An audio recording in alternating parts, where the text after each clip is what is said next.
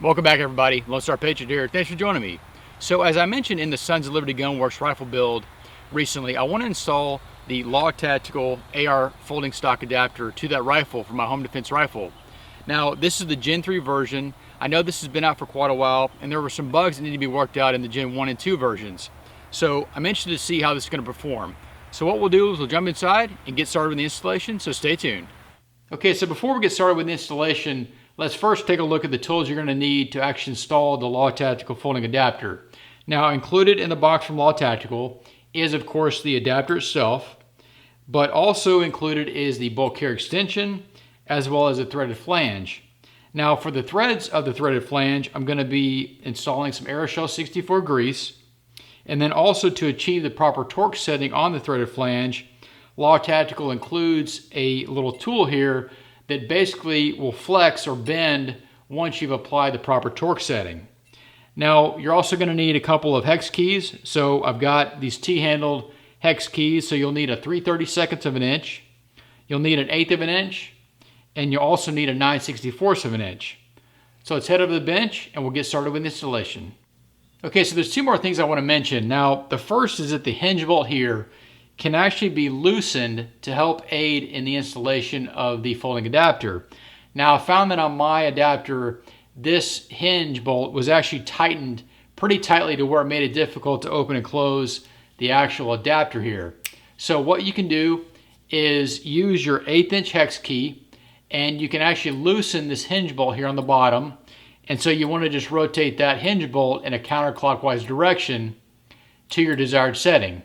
Now, the second and probably most important here is that there is a set screw on the side of this adapter, which is located here, and that set screw is used to actually set the threaded flange into place once that's actually threaded in to your low receiver. Now, what I would recommend is to either back this out all the way or potentially remove the set screw so that you don't have any interference with that set screw inside, preventing the threaded flange from seating against the shoulder. Now, what I found is that my set screw from the factory was just protruding enough to where it would have interfered with the threaded flange. So again, just be sure that either you back that set screw out all the way or remove it enough to where you have no interference with your threaded flange. So the first thing we want to do is actually remove the set screw, which is located on the bottom of the adapter, which is here. And so what we're going to use is our 9/64 inch hex key and go ahead and remove that set screw fully. And then along with removing that set screw, we can also remove the side plate cover, the button spring, as well as the button. So with the set screw out, the side plate cover will come off, as well as the spring and the button. Now, to save a little bit of time, I went ahead and removed the buffer spring, as well as the buffer tube from the receiver. Now, one thing to mention is that you want to be careful not to lose or damage this takedown pin spring as you reinstall the adapter. Now, one thing to note is that I definitely recommend having spares of these springs on hand. They're only a couple bucks a piece, and then again, they can easily get damaged or lost. Now, to get started with the installation of the adapter, you first want to take your threaded flange, and I've gone ahead and installed the Aeroshell 64 grease tube. And then that threaded flange, of course, is going to attach the adapter to your receiver. Now, a couple of things to note on this is as you install the adapter, you want to be careful not to bind the spring. And then also, you can see here there's a male protrusion on the adapter that will fit with the female portion that would normally accept your end plate into your receiver. So that'll index your adapter onto the receiver. And again, just be careful you don't bind or bend this spring. So to get started, again, we'll align the adapter.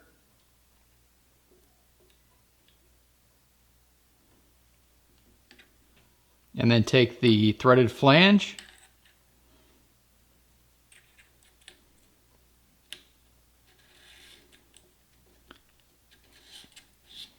Get it started by hand, and then we can take the tool that's provided with the Law Tactical adapter and then tighten that down.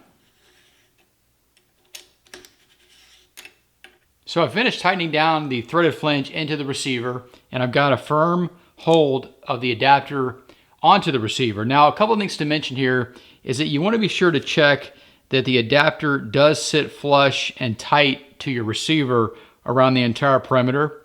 And then another thing to note, as I mentioned earlier in the video, is that the Law Tactical tool here is designed to flex or bend when the proper torque setting has been applied to your threaded flange. So if I rotate the tool, you can hopefully see that there is a slight curvature bend in this tool, so I know that the proper torque setting has been applied.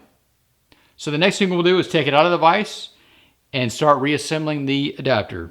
Okay, so the next step is, of course, to reassemble what we removed earlier to the adapter. So we first want to take our button and reinstall that, and then reinstall our button spring. And then we'll take our side plate cover and reinstall that. And then again, with pressure being applied, we'll take our hex screw, and you just want to be sure that the alignment, of course, when you install the screw, is correct.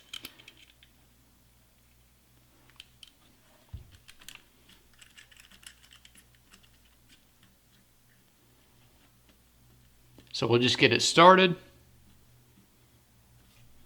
and then take our 9/64 of an inch hex key and tighten that down. Okay, so the next thing I want to do is to reinstall the set screw, which is located here on the side of the adapter.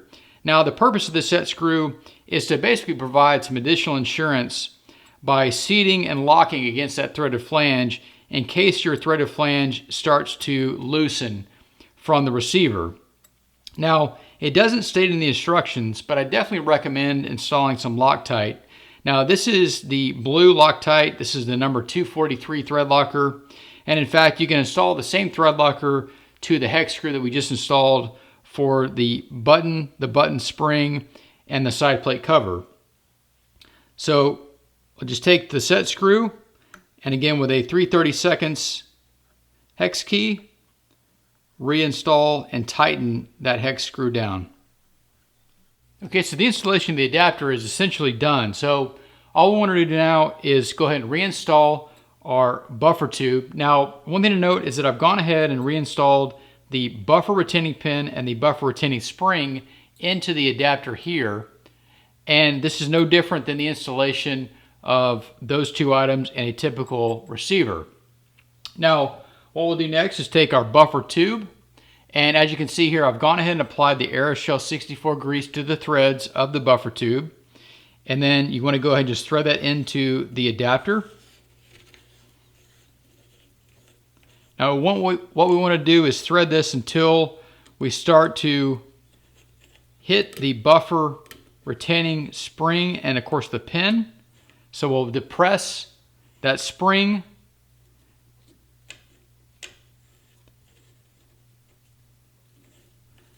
until we hit that pin. So I hit it there. Of course, the end plate needs to be in the 6 o'clock position. So then we'll back that off. And then from there, we can tighten down the castle nut with our armorer's wrench. Okay, so the next thing I want to do is, of course, finish installing the castle nut. So what I want to do is go ahead and close the stock into the adapter, and by hand, just tighten this castle nut down to where it seats against the end plate. And then from there, I want to take my armorer's wrench. Now in this case, this is a Magpul armorer's wrench. And we're going to use that end to slip over the end of the buffer tube. And then, of course, tighten down the castle nut. Okay, so the next thing I want to do is to reinstall the buffer spring and buffer into the buffer tube that we just installed. And so what I've done is actually fully opened up the adapter to where the adapter is in the folded position. And then we'll take our buffer spring and buffer and just reinstall that into the buffer tube. And then just be sure that the actual buffer is captured by the buffer retaining pin. Okay, so the last step in completing the installation of the folding adapter is to install this bulk carrier extension. Now, the first thing you want to do is actually depress the release button here on the side of the adapter and bring the carrier through the adapter so you can install that bulk carrier extension. So what you want to do is depress this button and pull back on the charging handle to bring your carrier through. And then when you have it in the right position, just enough to grab onto the carrier, you can release that button. And then from there, you can take your extension. Now, one thing to note is that you want to seat this extension into the carrier to where it meets this shoulder on the carrier extension. So what we'll do next is grab the carrier and insert the carrier extension, and you might have to twist this until, again, that shoulder seats against the carrier. Then from there, we just do the reverse. You can push or depress that button, the release button on the adapter, and then push your carrier and the carrier extension all the way through until the bolt goes back into battery. And then from there, you can close the stock and the installation is done. All right, guys, so to wrap up today's video covering the installation of the Loctite Tactical AR folding stock adapter, the Gen 3 model. Now, first and foremost, is that this particular adapter is certainly more of a convenience item for your rifle, given that it helps to reduce the footprint of the profile of the rifle to make it easier to transport and store. Now, in terms of the specifications of the adapter itself, it is made of a 4140 steel and does come with a durable DLC finish. Now, the weight of the adapter, including both the housing as well as the carrier extension, comes in right about 10.5 ounces on my scale. And it does also come in both black and FDE colors. Now, some of the major advantages that I see of this adapter is that, one, it does have an integrated QD mount point for a sling. Second, it works in both full auto and semi-auto carriers ranging from both 5.56 to 308. Now, third is that it also will fit A2 style, mil-spec, and commercial buffer tubes.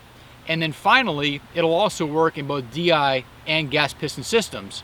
So it certainly will meet and work in a wide variety of AR platforms. Now, one of the major disadvantages is the price. And that's really the only disadvantage that I see. So the price comes in right around $270 retail. However, I was able to pick this up on sale through Brownells.com right around $180. So even on sale, it's certainly an expensive item. So hopefully you found the video helpful. If you've already purchased the adapter and needed help with the installation, or maybe there's a few things that you found in the video helpful in terms of making a decision on purchasing the adapter or not. But thanks for watching, thanks for subscribing, and keep it the good fight.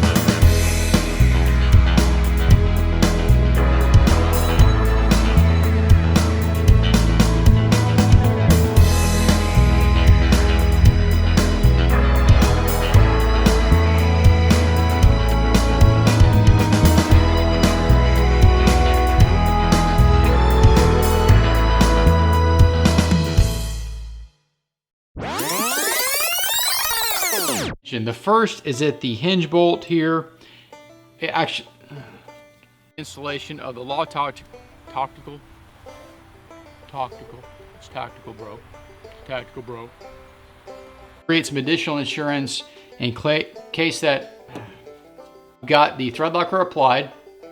I'll go ahead and insert this set screw into that hole. 9/64 inch hex key. And so we want to loosen